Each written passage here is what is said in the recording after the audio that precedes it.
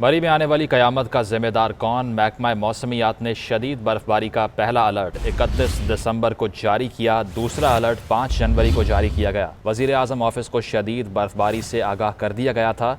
आपको बताएं कि महकमा मौसमियात एडवाइज़री ने तमाम मुतल्लिका इदारों को मोहतात रहने की भी हिदायत जारी की थी। 5 जनवरी को महकमा मौसमियात ने मरी में शदीद बर्फबारी और रास्तों के बंद होने का खदशा भी जाहिर किया था। महकमा मौसमियात ने 6 से 7 जनवरी के दरमियान मरी और गलियात में शदीद बर्फबारी का अलर्ट जारी किया था। 6 से 9 जनवरी के दरमियान मरी की सड़कें बर्फबारी के बायस बंद होने की भी इत्तला दी थी।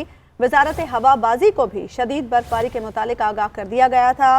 महकमा मौसमियात के अलर्ट्स के बावजूद इंतज़ामिया खामोश क्यों रही, इंतजामात क्यों ना किए गए, इसी तमाम तर सूरत हाल पर बात करते हैं। ब्यूरो चीफ इस्लामाबाद मियाँ शाहिद हमारे साथ लाइन पर मौजूद है। मियाँ शाहिद, सवालात तो बहुत सारे हैं, लेकिन अब असल मरहला ये है कि कौन है जो इसकी जिम्मेदारी भी कबूल करे और कौन असल में जिम्मेदार है।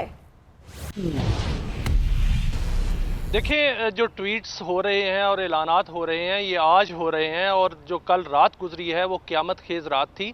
और आज वज़ीर दाखिला भी वहाँ पहुँच चुके हैं और सारी इंतज़ामिया भी वहाँ पहुँच चुकी है। लेकिन काश जो 5 जनवरी को ये एडवाइजरी जारी हुई थी इस पर जो है वो कान धर लिए जाते, जो कि वज़ीर आज़म सेक्रेटेरिएट को भी मिली थी और दीगर इदारों को भी मिली थी। और इससे पहले 25 दिसंबर जो आया उस पर भी ये एक एडवाइजरी जारी हुई। 31 दिसंबर को भी एक एडवाइजरी जारी हुई कि मरी में बहुत ज़्यादा बर्फबारी हो सकती है और हैवी रेनफॉल हो सकती है और वहाँ पर इंतजामात जो हैं वो किए जाएँ। कल रात तक जो है वो कोई इंतज़ामिया का कोई जो जिम्मेदार है वहाँ पर नहीं था, कोई वज़ीर वहाँ पर नहीं था, और आज सारे जो है वहाँ पर मौजूद हैं। लेकिन आज वहाँ पर जाने का जो है वो सिर्फ अफसोस ही किया जा सकता है। ये एडवाइजरी में लिखा गया था कि 6 जनवरी से लेकर 9 जनवरी तक जो है वो बहुत ज़्यादा बर्फबारी हो सकती है और बहुत ज़्यादा जो है बारिश हो सकती है, और यही कुछ हुआ। और शेख रशीद साहब जो कि अभी ये कह रहे थे कि वहाँ पर जो है वो बहुत ज़्यादा गाड़ियाँ चली गई और वहाँ पर जो है हम रेस्क्यू का ऑपरेशन जो है वो जारी था। काश उनको पता होता कि 6 जनवरी को उनके एसी मरी जो है वो कहाँ थे, और 6 जनवरी को उनके जो है डिप्टी कमिश्नर रावलपिंडी और कमिश्नर रावलपिंडी वो कहाँ थे, और 6 जनवरी को पुलिस कहाँ थी, जो कि उन्होंने वहाँ पर इंतजामात नहीं किए। अगर ये तमाम तर एडवाइजरी जो है वो जारी कर दी गई थी तो वहाँ पर रेस्क्यू का सामान क्यों नहीं पहुँचाया गया, वहाँ पर अद्वियात और पानी और दीगर जो अशिया थी वो क्यों ना पहुँचाई गई, और वहाँ पर जो एक्सप्रेस वे है वो उसका टूल प्लाजा क्यों बंद ना किया गया, और वहाँ पर स्टिकर जो सिस्टम जो पहले जारी किया जाता था वो स्टिकर सिस्टम क्यों फाल ना किया गया, और जो गाड़ियां वहां पर जाती थी उनकी ट्रैकिंग क्यों ना की गई। और 4000 गाड़ियां जाती थी और वहां पर लाखों गाड़ियां जो है वो दाखिल होगी, कैसे दाखिल हो गई। ये सारे जिम्मेदार जो हैं वो सामने हैं और वो इस वक्त मरी में मौजूद हैं। और जो इंक्वायरी होनी है वो तो क्या इंक्वायरी होनी है, वहां पर सारे जिम्मेदारान मौजूद हैं, और जो अलर्ट करने वाले इदारे थे उन्होंने अलर्ट जारी कर दिया था। इस वक्त भी मैं आपको बताऊं कि जो नथिया गली वाली रोड है जो एबटाबाद की तरफ जाती है वहां बहुत बुरे हालात हैं, और दूसरे हालात जो बाड़ियां के मुकाम पर जो है वो इस वक्त वहां पर पैगामात आ रहे हैं कि वहां पर हालात जो है वो बहुत जरा यहाँ पर ये भी बता दें कि अभी ग्राउंड सिचुएशन क्या है, क्या अंदाजा लगाया जा रहा है, कितनी गाड़ियां हैं जो अभी भी बर्फ में फंसी हुई हैं, क्योंकि हमने जो मनाजिर देखे कुछ गाड़ियां तो मुकम्मल तौर पर बर्फ से ढकी हुई नजर आ रही थी। देखिए, रवायत के मुताबिक जो पाक फौज है उसके दस्ते तो वहाँ ताज़ा दम दस्ते पहुँचे हैं और रेस्क्यू का काम जो है वो कर रहे हैं और अपने मुस्तैदी से काम कर रहे हैं। लेकिन इस वक्त जितने भी एरियाज़ हैं जिसमें मैं गिनवा सकता हूँ कि अगर आप नथिया गली है या गिलियात सारी जितनी है जिसमें बांसरा गली है, घोड़ा गली है, नथिया गली है और बाड़ियाँ का इलाका है जो पीसी बुरबन की तरफ जाता है, वो सारे इलाके जो हैं वो इसका वक्त वहाँ पर रेस्क्यू का ऑपरेशन जो है वो नहीं हो रहा उस तरह जिस तरह होना चाहिए। मुकामी सतह पर मुकामी जो लोग हैं वो जो है वहाँ पर पहुँचे हैं और लोगों को रेस्क्यू करने की कोशिश कर रहे हैं। रेस्क्यू 1122 वहाँ पर मौजूद है, पाक फौज के दस्ते जो हैं वो रास्ते खोलने की कोशिश कर रहे हैं। लेकिन ये जो इलाके जिनको मैंने जिनका जिक्र किया वहाँ पर पहुँचने की ज़रूरत है, और वहाँ पर जो है वो इस वक्त जो रेस्क्यू 1122 है या पाक फौज है वो ऐलानात कर रहे हैं कि लोग गाड़ियों से बाहर निकले, लोग गाड़ियों के अंदर ना बैठे।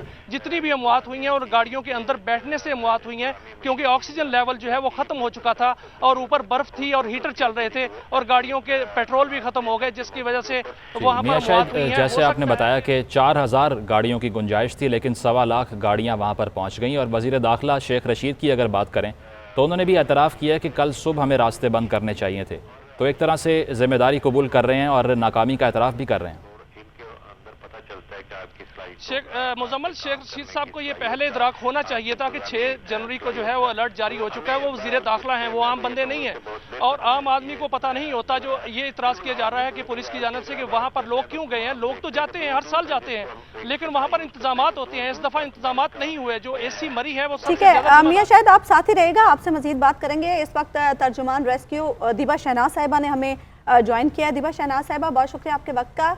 बताइएगा कि रेस्क्यू का काम कहां तक पहुंचा है, कितने लोगों को अब तक रेस्क्यू किया जा चुका है और क्या अंदाजा लगाया जा रहा है मजीद कितनी गाड़ियां हैं जो फंसी हो सकती हैं बर्फ में? ये एक अनफॉर्चुनेट इंसिडेंट था जिसमें इस वक्त तक पहली बात तो ये बताते चले कि कल से जहां जहां से क्लियर किया गया था ट्रैफिक को वहां पे बचत हो गई है, लेकिन ये जो कुलडन्ना से जो आगे का रास्ता था यहाँ पे ट्रैफिक जैम की वजह से इस वक्त सिचुएशन जो है वो वर्स हुई है और 21 लोग जो हैं वो मौत के मुंह में जा चुके हैं, जिसमें बच्चे भी हैं, बड़े भी हैं और फीमेल्स भी हैं और पूरी फैमिलीज हैं और इनमें मुख्तलिफ इलाकों से लोग हैं आईडी कार्ड के मुताबिक, जिसमें कमालाबाद, गुजरांवाला, लाहौर, इस्लामाबाद, मर्दान, कराची, रावलपिंडी से लोग हैं जो अभी तक लिस्ट बनी है।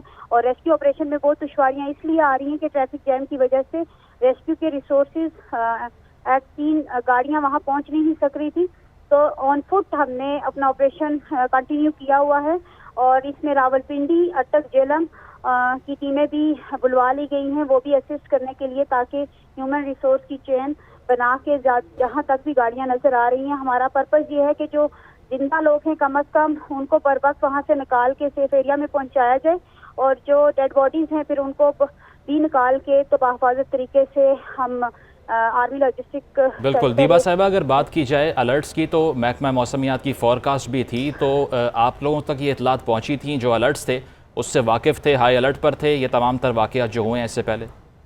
जी सुनो, क्योंकि जब भी मरी की टीम को ये टास्क होता है कि ये सीजन में स्याह दूर दूराज से आते हैं तो हमारी टीमें अलर्ट होती हैं। यही वजह है कि हमें बैकअप सपोर्ट के लिए हमने बाकी ज़िलों से भी टीमें, नज़दीकी ज़िलों से भी मंगवा ली हैं और हमारे लोग ये तो एक नेचुरल है और हकीकत भी है कि ट्रैफिक का फ्लो नहीं है, जिसकी वजह से गाड़ियाँ बिल्कुल गाड़ी के करीब पहुँच नहीं सकती। गाड़ियाँ भी बर्फ़ से अगर ढकी हुई हैं या बर्फ़ के शीशों तक गाड़ी की शीशों तक बर्फ़ पड़ी हुई है तो वो रेस्क्यू करना थोड़ा ज़्यादा मुश्किल होता है, लेकिन बहरहाल रेस्क्यू सर्विसेज वहाँ मौजूद हैं। डिस्ट्रिक्ट एडमिनिस्ट्रेशन और आर्मी के साथ मिलकर सारे ऑपरेशन कर रहे हैं और हमारी कोशिश है कि हम बाहिफाजत लोगों को निकाल सके जो जिंदा हैं और जो डेड बॉडीज हैं उनको भी टाइमली इवैक्यूएट कर सके।